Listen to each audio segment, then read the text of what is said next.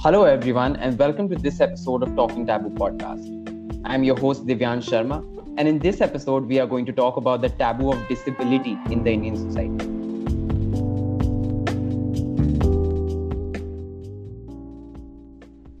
We have an exceedingly inspiring personality with us today, Miss Ira Singhal.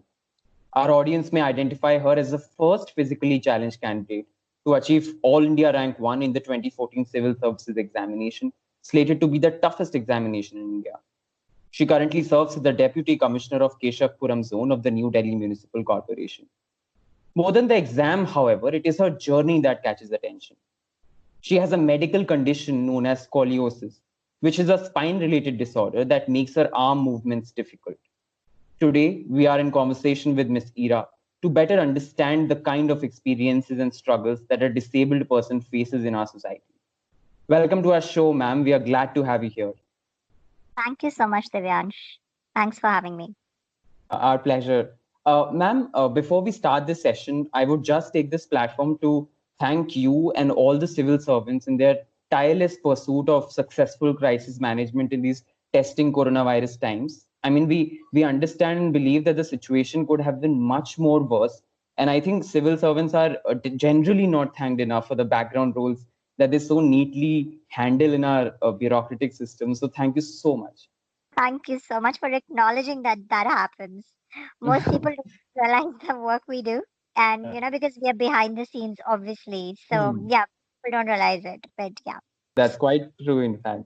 Nam, so for the starters, if you could tell us a bit more about scoliosis, what is this medical condition? When were you diagnosed with it? So scoliosis is basically a curvature of your backbone. Okay, so Hmm. now backbone is where all your organs and every system of your body is connected from, right? All your nerves, everything flows through your backbone. So if there is something wrong with the backbone, then it sort of affects all the other parts of your body as well, right? So that's what I have. It's a curvature of the backbone. Instead of being straight, it's in the shape of an S. Okay. All right. So Hmm. that affects all the other systems of the body and all the other parts of the body. It's not really like a disease sort of thing. It's not something that makes you ill, but it sort of affects your system and affects the way your body functions in a lot of ways. So it restricts a lot of things, not just the arm movement. It's actually a lot of other things that come with it. All right. All right. So, Yeah. how does scoliosis impact your life? I mean, what are the implications if we were to talk about, especially in the formative years, say on education or on schooling? Was there any kind of difference in the way you experience these things as compared to the other kids at school? I have no idea, and none of us would know that because you don't know how other kids are going through the same Hmm. experience, right?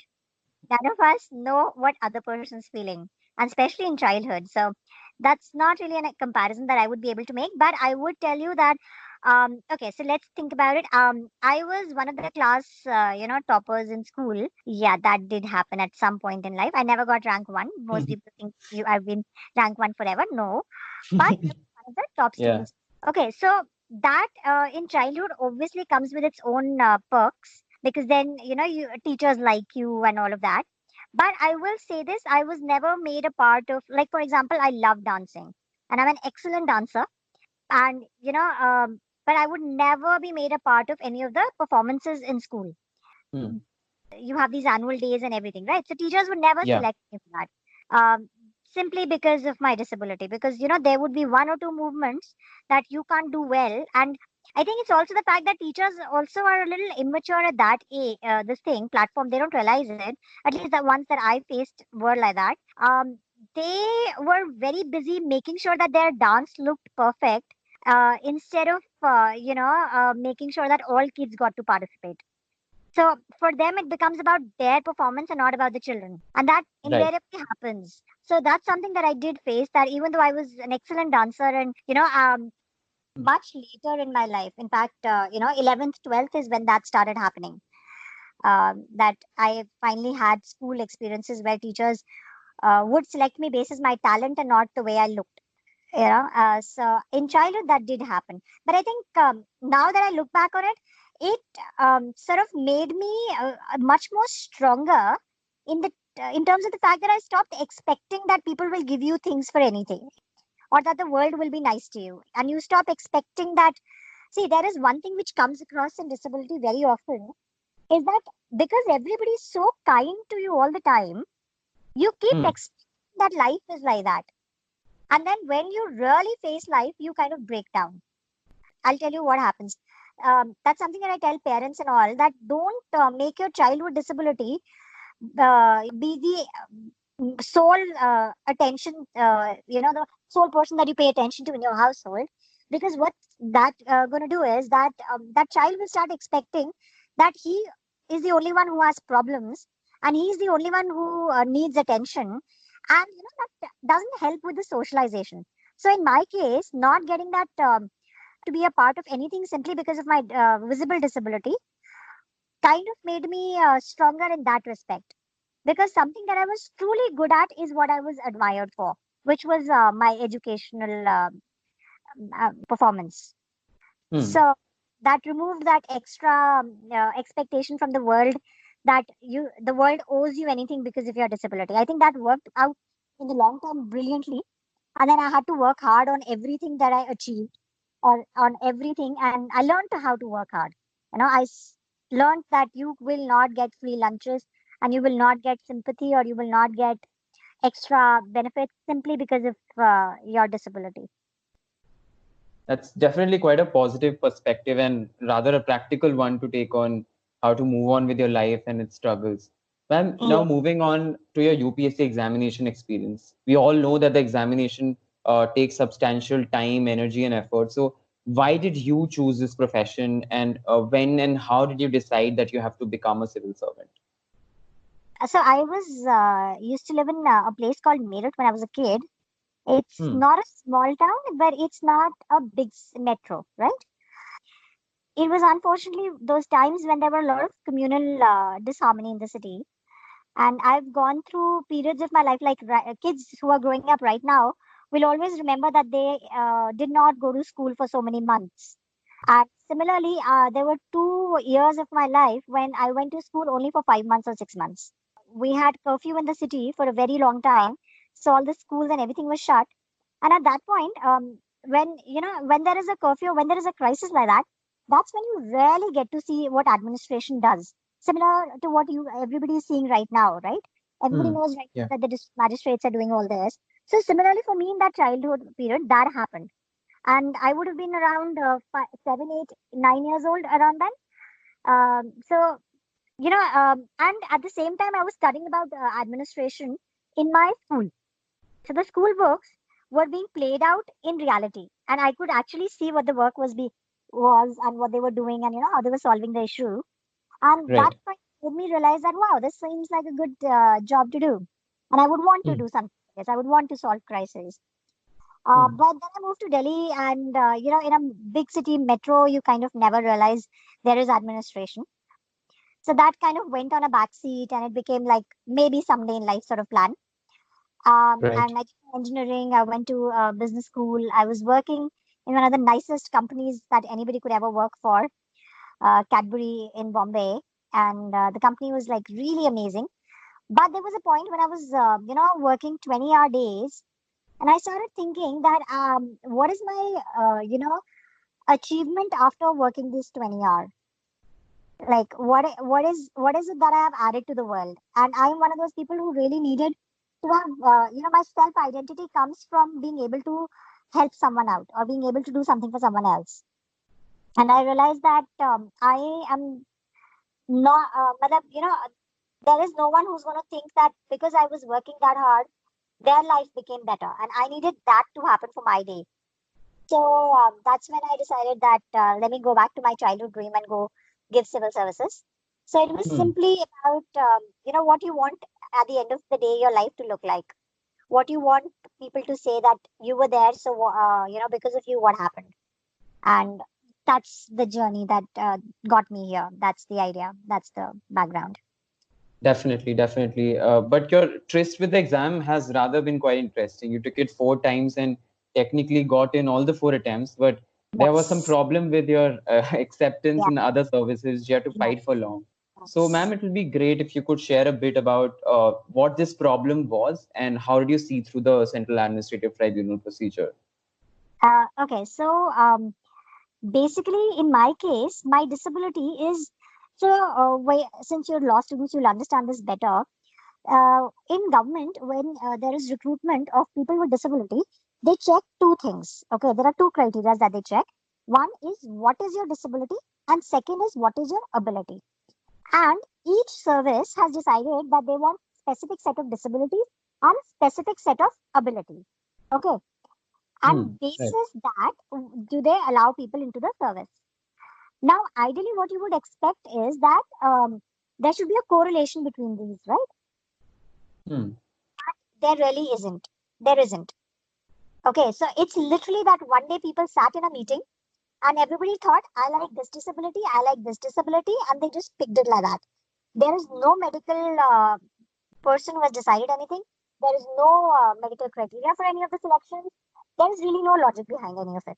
Okay, nobody can Right. justify why they picked particular people or particular types of disabilities. There is no justification. So in my case, my disability and my abilities are only allowed in the IAS. Okay, there is only one service across the country that I am allowed to become a part of, and this includes any group B services, group C services. I cannot become a clerk. Like I will never clear the clerk exam because my disability is not allowed. So it's a very very biased criteria, and it is a very unfair criteria. Acha, the crazy thing is that I fit in the criteria of abilities for almost all services except for police and all. So basis my ability, I can get selected for anything. But basis my disability, I am only allowed in the IAS. And I thought that was unfair. And Hmm. honestly, at that point, my rank wasn't good enough to get into the IAS, and I had quit my job to get here. So I thought it's okay. Let me, carry on and let me just prepare again. But what happened was that I started getting phone calls from other candidates to whom similar thing had happened. They were also being rejected on the basis of their disability. Okay. And I had come in here to make a difference, to, help out people, to change something.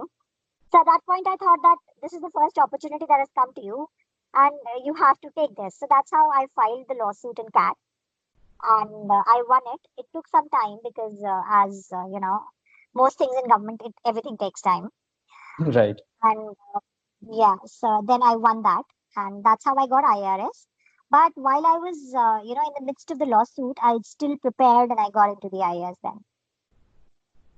Wow, that's actually quite inspiring, and it's very illogical that these Yes. government services, yeah, had this kind of distinction. But I think again the So problem is the years of not knowing these kind of experiences and years of invisibilization of these people and their struggles. simply the fact that, you know, even the government is made up of people that come from us, right? So as a Hmm. society, till the day you don't accept something, you don't expect the government organs to accept it.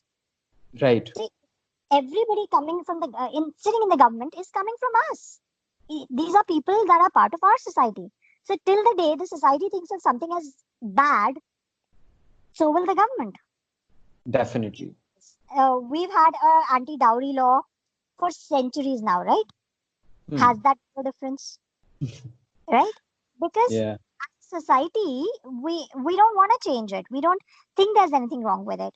So till the day the Hmm. society does not decide to change, no, not, there's nothing that the government can do to change it.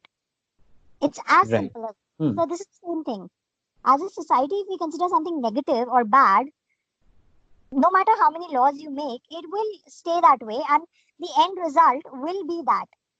There is a Hmm. full RPWD Act which was done, like I'm not talking about the 16 one, I'm talking about the previous one under which I got selected, which was made to make it easier for people with disabilities to get in.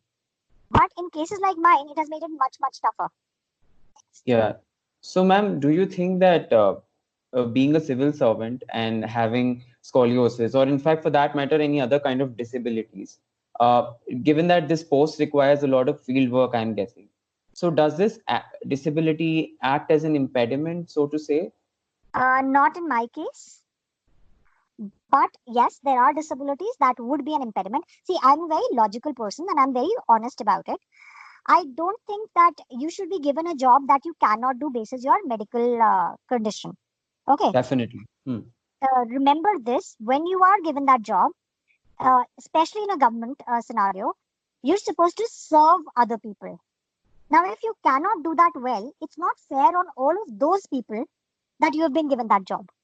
So to be kind to one person, you cannot be unfair to so many others. So I Right. have a very simple logic. You let me do whatever I can do, but do not decide to not let me do something. And by me, I mean a person who has any kind of issues, which they can do. At least make sure it's within their power, or not within their power before you decide to let them do it or not let them do it. If my being in that job um, affects someone else's life, if it is going to be a problem to someone else, my people who come to me for help, then obviously don't give it to me. For example, you cannot make me a beat constable. Right. That is fair. You cannot make me a beat constable because I will never be able to perform to the level that I'm expected to in that. Then you cannot decide that I cannot be an IRS officer, and especially in a case where I can be an IS officer. Right. I mean, Yes, definitely. so it has to be logical. There has to be a rationale behind it, and it has to be in the larger context. Don't be kind to one person to be unfair, just to be unfair to all the others. But then don't be unkind to a person because of your biases and prejudices. No, that is definitely true. Uh, Ma'am, we talked briefly a bit about how we should adopt a positive attitude towards the problems we face in life. Yeah. If we were to talk about a lot of people who are disabled but may not be fortunate enough to have, that kind of peer support or say comfort at home or be surrounded by simply people who make them feel comfortable to talk about these things, because how we are brought up, we naturally deeply come to value validation from those around us. So Yes. how to break this complex in those people who are disabled, that they are lesser than others? How do they break these barriers? So unfortunately, the damage that is done to you in childhood, it's very tough to repair that. You know. So there is one thing that I am trying to push, and I speak about this on a lot of forums on disability, is that we don't realize that for the parent who happens to get a disabled child, it's actually a trauma. It's a very big trauma for the parent to suddenly realize, see, nobody ever planned that their kid would be disabled, right? But suddenly you are faced with this problem and you don't know how to deal with it. Nobody teaches you how to deal with it. Nobody helps you out in terms of how do you handle this, how do you deal with, medically support the child or what is good for the child. So one thing that needs to be done is counseling for parents with children with disabilities. That has to happen for them to normalize themselves and then to raise their child as a child who's normal. See, there is nothing called normal, right? Yeah, But yeah. there is also nothing called abnormal. It's only whatever you decide is abnormal becomes abnormal. And unfortunately, it's the parents who decide that the child is abnormal. In my case, I was very, very lucky. My parents never did that. And actually, just because my parents never did that, the society around me also never got an opportunity to do that. See, somebody can come and make your parents feel ashamed about you only if they really think there is something to be ashamed about. And in my case, my parents never thought that. And hence, nobody could ever make them feel ashamed about or think negatively about my disability.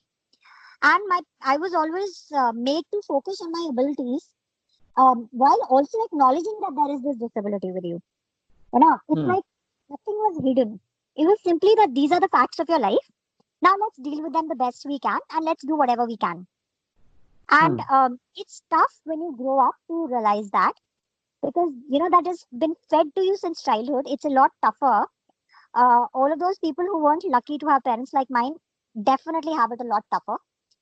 But the minute you start realizing that there is nothing wrong with you, and you stop focusing on your disabilities and start thinking about all your abilities, all the things that you're good at, and you make your world about that, things will change. So you have to find what you're good at. You have to find that these are the things that I, will excel at, and start working on those. See, what happens is we all start doing the things that others are good at. That's a societal Mhm. problem for us. We all make our career plans basis what the neighbor is good at, right? Yeah. So everybody is going to pursue a career that their neighbor has been good at. I don't know why, considering that's their, talent and not yours, but that's a problem of our society. We and in people with disabilities, that is actually doubly harmful, because Hmm. in your case, you genuinely may have issues pursuing the same opportunities and careers as those other people. So what I would suggest is that actually do an honest, closed system evaluation of yourself and see what are your real talents, what is your actual, things that you enjoy doing, what are your tastes, what do you want your life to look like, and don't make others a part of that story. Don't do it because someone else will admire you or appreciate you because of those things, and then go on and pursue whatever you want to do. So it's a tougher call than I had, but that's something that you will have to choose for yourself if you want to make something out for yourself. And also remember that your parents may have not put you down, but then they may have been allowing you to become a little lazy. Because what invariably happens in households is that you start pitying that child, and hence you stop expecting things from that child, and you let them get away with subpar performance, which you wouldn't do to other children in the household. So, for example, Hmm. if a child has disability and it's in their hands, you will not let them do work which will not involve their hands but involve their legs. I know Yeah. of cases where a child has polio, but his family has assumed that he is stupid, so they have not put the made that child study. They have not made that child uh, you know actually earn money through profession. They've literally just sat for years and pitied that child and said, "Oh, poor thing, what will happen to him?" And the only thing that person has is polio, which affects one leg. There is Hmm. that whole other part of them, the whole rest of them, which is absolutely fine. Hmm. And that invariably happens because we start connecting your physical appearance with your mental performance. So that's something that needs to be evaluated very seriously. That have you been allowed to get away with a subpar performance simply because you have a disability? Hmm. Hmm. Has that been made okay in your life that it's okay if you're not doing something? See, if you're okay, it's okay if you're genuinely not able to do something, but uh, is it, there would be a lot of cases where it is simply because of your disability. You've been Hmm. told that who are you? Now you shouldn't be allowed to do anything. So if you're a person with, and I've seen this a lot in polio cases, because there was a period in India that we had a lot of polio cases, and a lot of disability came from, that the others are a lot less in comparison when you talk of physical disability. So you don't set lower standards for children with disabilities. Hmm. Set the standards according to their abilities and not according to their disabilities. That's the Yeah. only. Yeah. Hmm. Indeed, I absolutely agree that it's important for these people to come to the self-realization that they are not useless or worthless. And Yes. I also believe that everyone's truly gifted, but to achieve that kind of potential needs some inspiration, and you have to draw it from within yourself. Yes. Then If not, then you have to look at yourself. yeah. Somewhere you will have to stand up for yourself. Hmm. So now talking about the role of government bodies, how welcome do you think is the environment in Indian civil service, and what is the government doing for representation of these people? I ask this question in a very interesting context that a lot of countries around the world today are negotiating the access of the disabled to the civil service. So in this context, are there any measures taken in India, such as training initiatives, any workplace adjustments, or sort of sensitization steps? Anything that you see is a I step in the right direction? By the government. Yeah. So generally, when you talk of government, this once you're inside, there isn't that much discrimination. Um I think I haven't seen it happen. It's not there in the Group A services as much. So I'll give you a simple example. Um, for example, I was not allowed to enter, become a part of the service itself, right? Hmm. But I think once you're inside, there is not much discrimination in that respect. But see, it also comes from yourself. If you also keep portraying yourself as a person with disability, then that's the reaction you're going to get. Yeah. It becomes a lot about yourself when you're a part of the system. And there is I wouldn't say there is a lot being done. There are a lot of nice laws that have come up, and people whose mandate it is to work for disability, they are doing a lot of work. But everybody else is still comfortably ignoring it. Hmm. Do you get it? It's like Yeah. people posted in the Department of Disability are doing a lot of work, but everybody else outside is not. Hmm.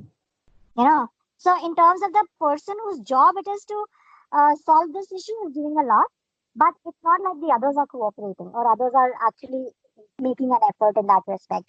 In fact, I think the corporate sector is doing a little more about this. The organized corporate sector, they're doing a lot more about this than the government sector in that respect. And also, the corporate sector is letting you have opportunities that you really deserve. You know, they're not doing that. I have set this law and now I will only follow this blindly, which Hmm. is what happens in government. In corporate sector, since they obviously have a lot more room to maneuver, they are actually, the diversity thing and everything that's becoming a big part of the conversation everywhere in the corporate. And, Hmm. companies are genuinely making efforts to have people with disabilities on board in their organizations and to make the system as friendly for them and also set the same performance targets for them. I think Hmm. that's the most important thing is in the whole system that you don't set lower performance targets. See, true empowerment really comes when you are an equal contributing part. It cannot Definitely. come, Hmm. if I am the one who's carrying you through it. If I'm the one who's doing your share of the work, then you are never going to feel empowered because somewhere I will make you feel that, listen, I did your share. I am carrying you. So you are here on my charity. Hmm. So that's where I think corporate sector is doing a lot better. That they're setting realistic and actual targets for people with disability, basis their actual abilities, and that's where Hmm. government is failing a little. But there are a lot of nice positive laws, and there is a lot being done in terms of at least the conversation has started now. See, there was a Hmm. point when even this conversation did not exist. Nobody was Yeah. talking about this.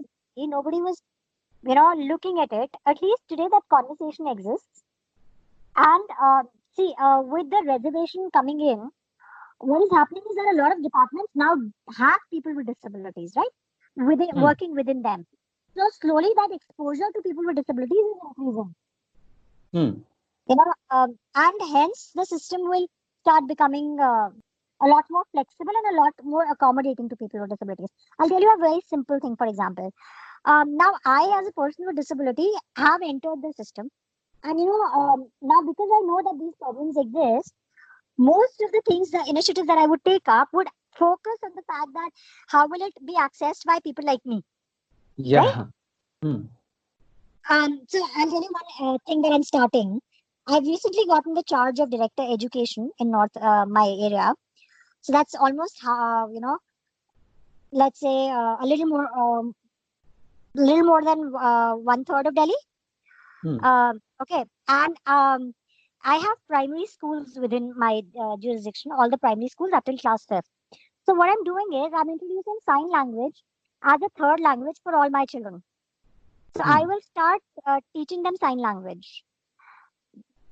Because as a person with disability, I know that that's a language, and I've seen the exposure to how it is done, and I've seen the way that is neglected in the country. And because now I'm sitting in a position where I have access to education and I can make a change in education, I'm doing that. But till years and years, all people without disabilities who've been a part of the system have never thought about it simply because they don't have an exposure to this, Hmm. right?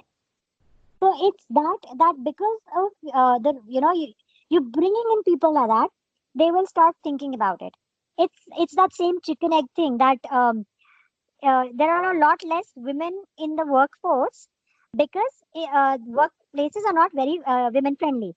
But Hmm. because there are not enough women in the workforce, the workplaces are not very women friendly, right? Absolutely.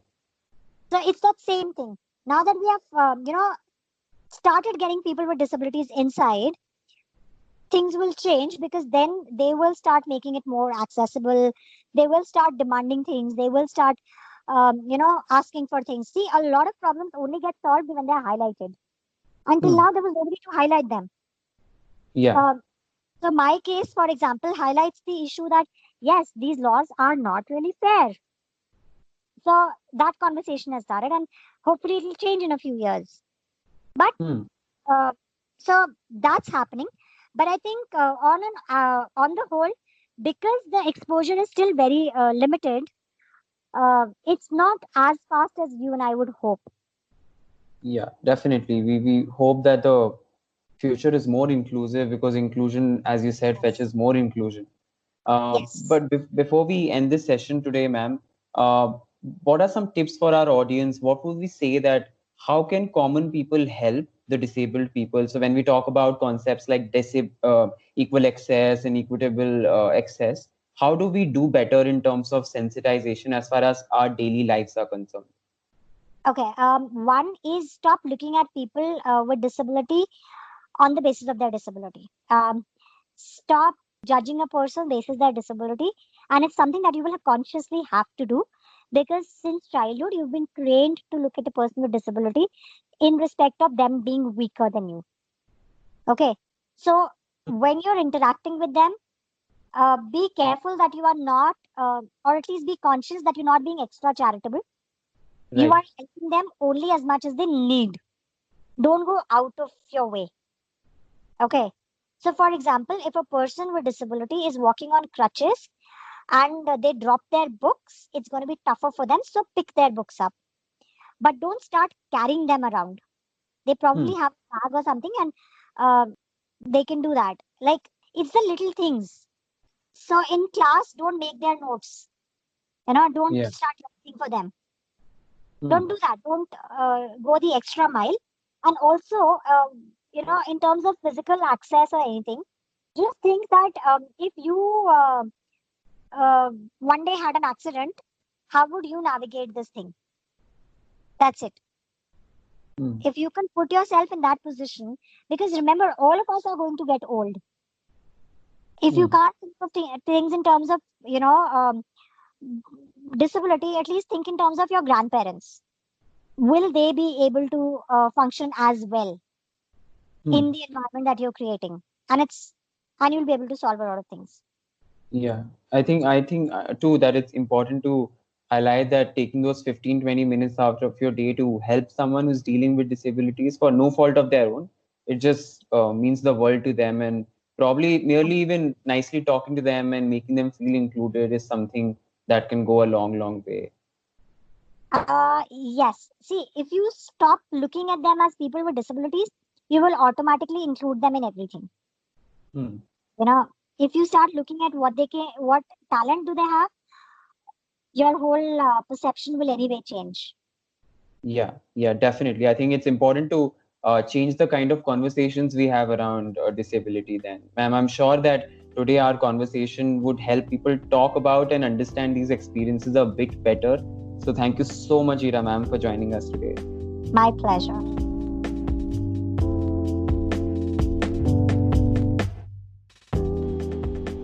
Thank you for listening to this episode of the Talking Taboo podcast. If you like our idea and want to support it, do follow us on Instagram at We Talk Taboo and visit our Facebook page at Talking Taboo. A simple share and support will go a long way in mainstreaming these conversations and breaking the taboos that we seek to fight. To stay up to date on the show, do follow us on the platform of your choice. We hope you liked this episode and see you in the next one.